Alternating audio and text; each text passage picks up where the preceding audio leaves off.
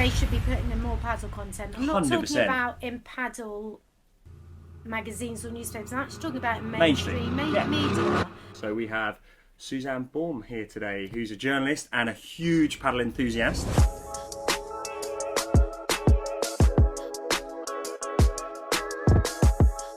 For 25 years I've done presenting, I've done TV work, I've done on-camera stuff. So, you know, a year ago I'd be laughing at myself thinking I've got this lovely paddle gig. You know, I'm 51, it's very rare, I think, to find a sport at my age, especially to love a sport like I do. I've got 3 sons, my big 2 are 25 and 24. For me to get on court and play with them is like amazing. Lovely friends, everybody I've met is lovely, so the social aspect is amazing. I've sort of been thinking that, you know, to spearhead people in, that maybe parks should be opening paddle courts. Right. So I've always interviewed celebrities and it's always been golf they've spoken about. Up until about 2 years ago, I remember I interviewed David Beckham. He was the face of a new whiskey brand. Right. And I think that's the first time one celebrity's actually spoken about paddle. I actually feel strong and powerful when I hit the ball. Really? And I've kind of even got finally a tiny muscle. The paddle community has been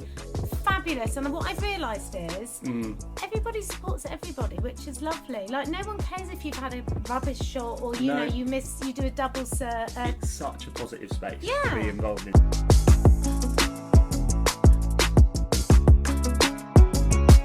Welcome to the Padel Directory Podcast. I'm Toby Bawden and I'll be your interviewer for the TPD Podcast. We're going to have guests on from all walks of life within the paddle space, whether that be high-class coaches, national governing bodies or general influencers, as we all look to navigate this amazing sport in the UK. We can't wait for you to tune in.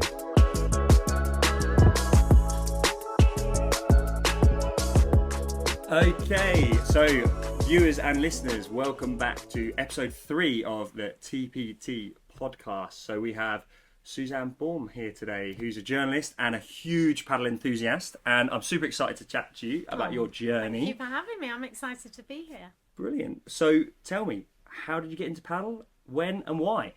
So I have been obsessed with paddle for about, I'd say, 9 months. Yeah. A year ago was my first introduction. I've got lots of sports columns that I write, so I cover a lot of sport. Never covered paddle until now, and I was invited to be the first journalist to step foot and play at Padel, which is actually just around the corner from where we are. So I went. This was it was a year ago, and I used to be a bit of a tennis player at school, but nothing like on any level whatsoever.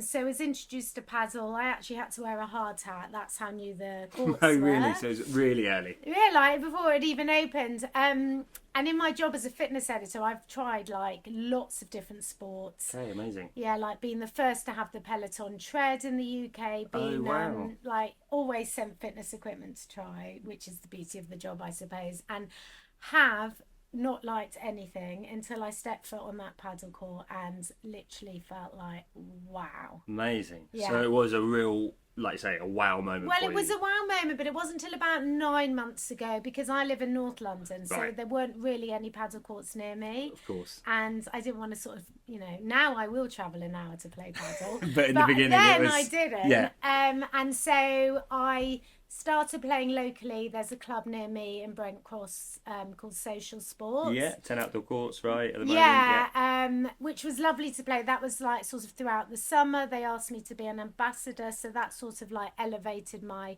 role and my interest in the sport. And then it kind of just kicked off from there. And yeah, now I play locally in Whetstone at the Padel Hub. Perfect. It's 5 indoors, right? Or 6 indoors, is it? 5? I can't remember now. There's about 7. Yeah. And I'm now going to be alternating between the two, like going outdoors and indoors. Nice. Yeah. Okay, cool. So you have literally got the bug. I think there's something wrong with me. I actually think I'm like more than a word obsessed. I don't know. Like, even as I'm sat here talking to you, I'm thinking, you're excited, aren't you? You want to go and play. I want to go and play. I played this morning. I came straight from. I had a shower. Played this morning. Had a shower. Did some work. Then came straight here. So it's a paddle day. Amazing. Cool. So what do you find so I guess, energizing and fun about the sport? What is it in particular? Is there a particular feel? There's a lot of things. I mean, I suppose I'm coming at it from like a midlifer. You know, I'm 51. It's very rare, I think, to find a sport at my age, especially to love a sport like I do. It's I'm also a health writer, so I know a lot about the benefits of exercise for your physical well-being, 100% mental well-being. You know, I go on court with a million, you know, if I'm worrying or if I've got an issue with work, or, you know, even HRT's menopause is a big thing, a big topic for women my age. And we go on court and we literally just smash a ball and we come off like new women. Amazing. So I think mental, physically,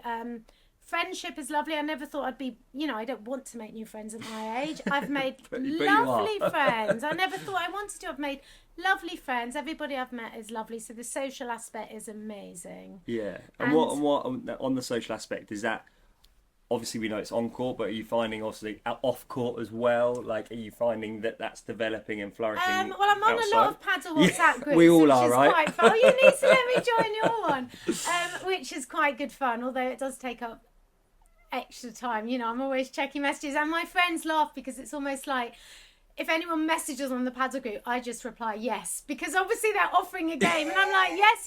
Just default set up to reply yes. Yeah, Love that. and honestly, everyone I've met is so lovely. And the other thing is, I think also the accessibility. Like, my big, like, I've got 3 sons. My big 2 are 25 and 24. For me to get on court and play with them is like amazing. So playing with my kids is amazing. That's so you know, good. playing with women in their 70s has been amazing at my club. Like, you have women 70s, 80s, they're on court. Both my parents, they play 4 or 5 times a week. Yeah, And really? both well into their 70s and love it. And to be honest, I call my mum up and it's Yeah. all she wants to talk about. I'm like, I don't want to talk about paddle. This is my life, and literally all she's talking about is paddle. It's amazing. Yeah, and So- also actually, I played with Jack Binstead, who's in a wheelchair, and he was a coach at my club, and Yeah, he's so doing great. we played a game there. I loved the fact that, you know, women, men, like all people, like very everyone inclusive, can play. It's right? very inclusive. It's very inclusive from a playing perspective. Yeah. It's interesting in London, you know, the court fees, that's a bit of a barrier. Well, this is the thing. I mean, look, I know how lucky I am to have a membership at the Padel Hub to play. You know, the courts are nice, the club's nice, but then I go play at Brent Cross outside, and it's, you know, for the community, like, it's more affordable. Not as affordable of other places, but I've sort of been thinking that, you know, to spearhead people in, that maybe parks should be opening paddle courts. I think it's going to happen, right? I think we're very much, everybody's talking about it and getting very excited and passionate about paddle, but we're still at only probably 750 courts. That's nothing in the UK, right? So we've got such growth to go, and I think you're right. There'll be paddle in parks, maybe one day paddle in schools. You know, I think paddle in schools is amazing, especially with the mental health aspect. You know, I know, having had 3 sons I brought up, they've always been on their mobiles, they've been on the Xbox, but they also have football. So, you know, I know that they do have that outlet, that they've been at school or work or uni. Well, at uni they can do what the hell they like. But, you know, my youngest, if he comes home from school, goes on the Xbox, and then he goes to football training. Yeah. Whereas if you haven't got football and you have something like paddle in the park or in a local community centre, I think, you know, for your headspace, it's amazing. It really is, actually, and you touched on it before, but I think when you get on the court, because you have to be concentrating the whole time, because it's not like tennis and maybe other sports where you're sort of sat there and not involved, but you have to be, right? The ball can come to you at any moment, but it's a small court. So I think it's quite interesting that you've mentioned that a couple of times about how kind of the mental side of the game. And even for me, you know, I'm an overthinker, I'm a worrier. I'm even thinking, you know, what am I going to give my kids for dinner? Whereas, and I worry about, you know, I'm on breaking news desk a lot. So I'm always like, I feel I'm constantly on. So, you know, I have like rolling news. Whereas when I'm on the court, I turn my mobile off, put it away, and most of the time now I'm playing 90-minute games. Because, and you find that you can switch off. Like, that's an hour amazing. is not enough paddle, so we now book 90 minutes. We have to, right? 90 minutes is what you need. You get 3 sets in. And then we look at it now and we're like, yeah, we still got half an hour. And I put my phone away, and it actually is me time. Yeah. You know, nothing's that urgent that I'm needed, or, you know, someone else is doing breaking news. So it is literally me time. It's amazing. And I feel like a new woman afterwards. So I feel like I can't open my phone at the moment without seeing pop-ups and notifications from yourself. You're so hooked. It's brilliant. No, it's good. So what I'm the not next? on TikTok. What? Oh, I'm not on either. I'm not doing yeah, that. no. But what is your involvement in the sport, and how does it look in the next sort of 6 months? Because I think there's an announcement that you're going to be presenting for R3. Yeah, well, I suppose you a know. lot. You know, for 25 years, I've done presenting, I've done TV work, I've done on-camera stuff. So, you know, a year ago, I'd be laughing at myself, thinking I've got this lovely paddle gig where I'm going to be hosting the R3 event. That's like the big. Well, I think it's going to be in Bristol, where you're going to be, George, and it's €18,000 prize money. The biggest in the UK. Yeah, which I think believe, is so great. far. It gets people involved. You know, it gets the sport out there. There's a lot of women signed up, which is exciting. I think Well, it's got a lot of people talking, right? And Yeah. we're going to have players from all over Europe so. I'm coming going to to be compete. interviewing Brilliant. their players as they go on court, as they go off court, and just I think bringing my enthusiasm to the game. Well, I'm enthused. First time I've ever met you, and like you're radiating passion for the sport, which So a are you, lot of which is people lovely. do. But it's great, right? Like, Yeah. And I think it's going to be super fun to see you presenting all the players and injecting. Well, that I did enthusiasm I did one for Padel London, which was an event about 2 months ago, and I loved it. Yeah. But now, then I didn't know what the band did. Just shot was. I couldn't do off the back of the glass, whatever it's called. Whereas now, because I've learned all that with my coach and also playing with my friends, I think being able to speak to the players about their moves and stuff is. There's a few tongue twisters out there, certainly in the vocabulary. What's your favourite shot? My favourite shot. Oh, that's a good one. For me, it's the Chiquita. Yeah, see, now I'm going to sing the Chiquita song. Off you go. One for everyone. Oh my God, what's the Chiquita again? Chiquita is when you play like a soft shot to the player's feet. So from the back of the Hate court. that shot. Yeah, because ultimately then the net players have to play up. You can come in after it, Right. but it's very tough. That shot gets me every single time. I don't think I've done it yet. So that's my next progress. I believe Chiquita. Tom is your coach. I'll be having a word Tom's with him. amazing. Tom. Yeah. Let's work on that Chiquita. Yeah. So what Tom's done at the Padel Hub as well, especially with getting women together, is we have these women's sessions. So none of us feel intimidated. That's great. We're not playing against the guys that are sometimes stronger, and that's what gave me the passion. These 90-minute round robin lady sessions. That's great. So he's there. They're encouraging female only sessions where you can kind of play within a space that's not maybe intimidating, and that's great. And that happens regularly every week, or so I go twice a week, and then I do that in a mixed session on a Sunday night. So I think now I'm more confident to play against the guys if it's evened out. Yeah. And I think it can be, but I go to so many clubs up and down the country, and you see it, and you see guys just thrashing the ball around, and it's like, what's the point? Yeah, do you know especially what I mean? with the serve. Like, what are you gaining out of this? So I think it's really interesting to hear.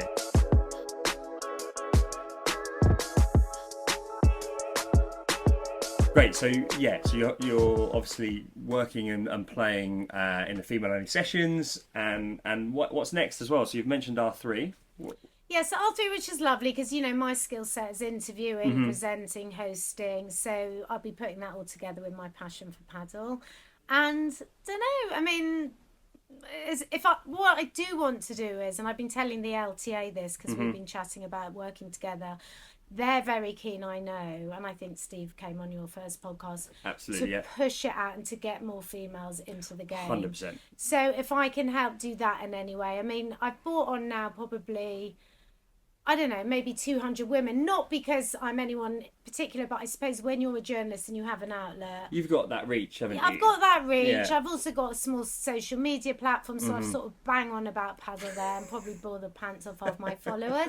But I've gained followers actually, and the paddle community has been fabulous. And what I've realised is everybody supports everybody, which is lovely. Like, no one cares if you've had a rubbish shot or you do a double cert. It's such a positive space to be involved in. So that I was going to ask that actually. Has coming into paddle affected your social media presence, or has it ignited it even more? Well, to be honest, firstly, I think I'm at an age where I don't really care about in terms of how many followers I've got. You're not chasing them. The thing about me is I've always been authentic and honest. So I think there's sort of no which I think people like when it comes to things like breaking news. I don't elaborate on anything. And in the world we live in now with media, you never know. Like, yeah, it's really just about knowing who you can trust. Yeah. And I think, unfortunately, I've built up an honest reputation. So, yes, everybody in paddle's been lovely, and I love it. Because it also means I can just chat to people. Like, I can message George, like, something about paddle, and just know that we can have some paddle chat. I think what's amazing, and I'm fortunate that I've been in it almost 10 years now. Yeah, you must think almost like newbies. No, but it's brilliant because we were all newbies, right? Yeah. So we've all been on that journey, and I think that's why it's a new sport. It still is, as I alluded to. So it's like there is that common space to be like, how did you find out about it? Where are you playing? Who have you played with? And I think it's just that journey we're all going on, which is exciting. I say to my husband, like, I wish now I'd have discovered paddle sooner. Like, I'm so gutted I only found this now. But then there were no courts local to me, so actually... Well, exactly. Yeah. When I got into it, it was like 45 courts across the whole of the UK. Right. Now we're looking at 750. It's probably going to go up to 1,500 next year, and who knows where it'll end up. So there's so much more to happen within the sport in the UK. And the other thing is, in my job, I'm a celebrity interviewer as well. Right. So I've always interviewed celebrities, and it's always been golf they've spoken about. So, I always ask the same questions like, what do you do when you're not at work? How do you switch off? It was always golf. Up until about 2 years ago, I remember I interviewed David Beckham. He was the face of a new whiskey brand. Right. And I think that's the first time one celebrity's actually spoken about paddle. And now it's just every celebrity I was going to say, now I bet they're all talking about it and they're playing amongst themselves. I mean, it's absolutely bizarre for me when I was coaching a lot day to day in London, and I can reel off all these Champions League winners in football that I've coached. It's just nuts. So this World Paddle, this football event I went to. Yeah, how was it? It looked amazing. Yeah, it was amazing, but I was Mrs. Bossy Boots, and even when I was talking to the footballers, I was going, why are you not wearing paddle shoes? Because the one thing I've seen, mainly with women my age, is there's been a lot of injuries. Yeah. Just the roll of a hill or just, overstretching. So I think we need to be doing a lot of, and I think you've got the paddle physio. Yeah, absolutely. We need to know a lot of warm-ups. Yeah, education, right?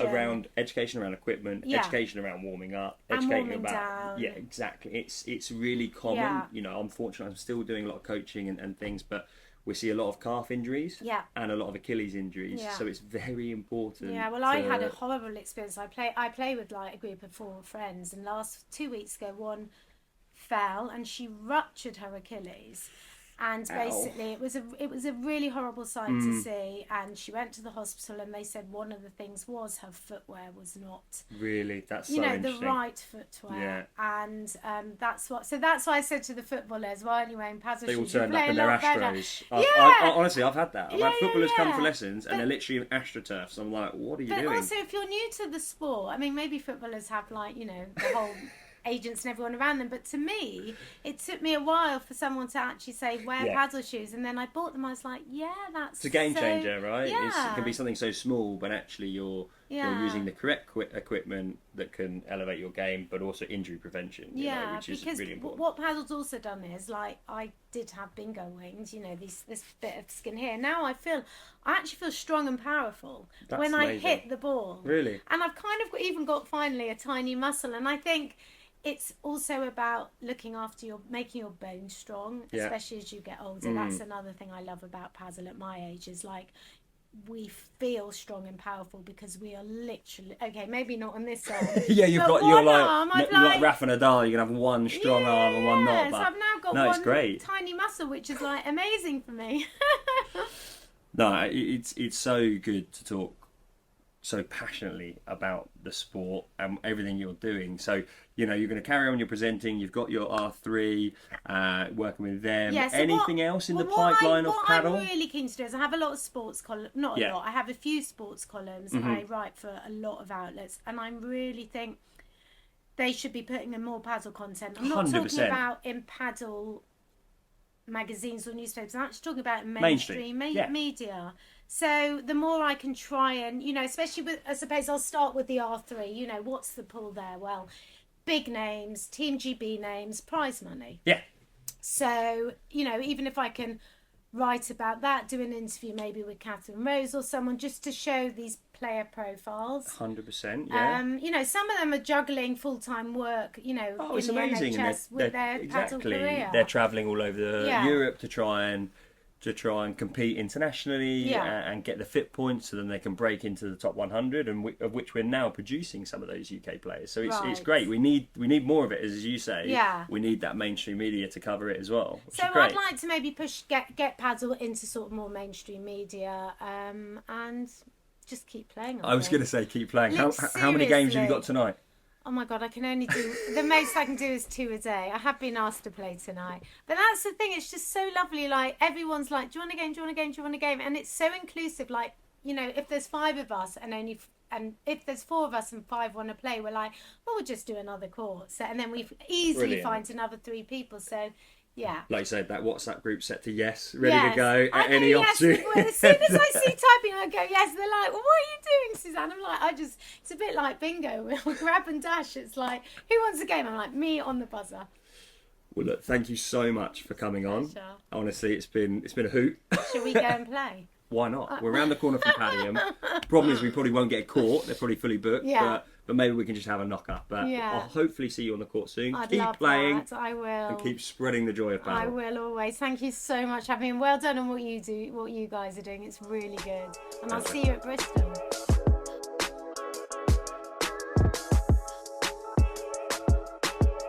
Thank you for joining us on the TPD Podcast. We hope you enjoyed.